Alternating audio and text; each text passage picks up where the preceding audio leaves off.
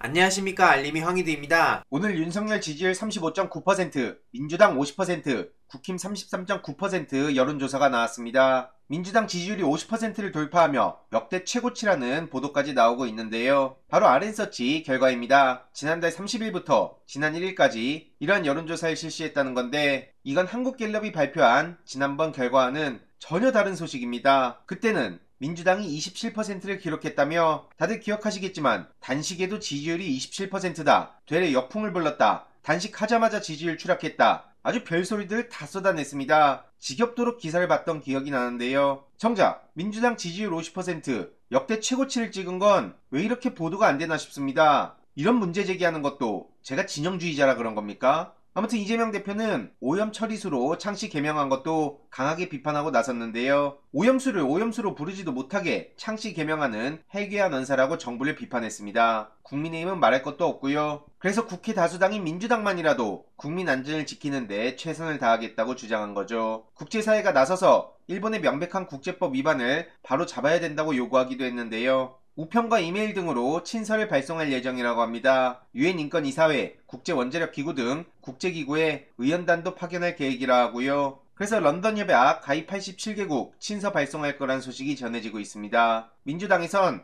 할 수 있는 최선을 다해 노력을 하는 중이고요. 이런 와중에 국민의힘은 정신 못 차리고 이재명 대표의 단식만 물고 늘어지고 있죠. 심지어 하태경 의원은 감옥 생각하면 원래 밥맛 없다, 이따위 소리를 하고 있는데, 오히려 하태경 의원에게 돌려주고 싶습니다. 공천 생각하면 잠 안 오죠. 지금 밥맛 없죠. 그러니까 저런 짓이나 하는 거라 보고요. 특히 지금 국민의힘은 동해를 동해로도 못 부른다, 도대체 어디까지 양보할 거냐, 이런 비판까지 나오고 있습니다. 미국에서 대놓고 일본해라고 표현을 하고 있는데, 윤석열 정부와 국민의힘은 이런 건 그냥 못 본 척하고 넘어가고 있는 거 아닙니까? 이런 미국의 주장은 절대 받아들일 수가 없는 거죠. 동해 명칭을 양보하면 그 다음 독도 내놓으라고 할 건 뻔하디 뻔한 거 아닙니까? 최근 민주당 의원들은 흔쾌히 서명 날리는 했는데, 문제는 9명의 국민의힘 의원들은 이거에 항의하는 서명에 대해 거절했다고 합니다. 그 이유가 이재명 대표가 이와 관련한 얘기를 했으니 국힘 의원들끼리 논의한다는 얘기인데요. 그러더니 다음날 국힘 의원들은 의총을 통해 앞서 말씀드린 결의안과 관련해서 서명 날인할 수 없다, 이렇게 통보했다고 합니다. 중앙 눈치를 보는 국민의힘 의원들,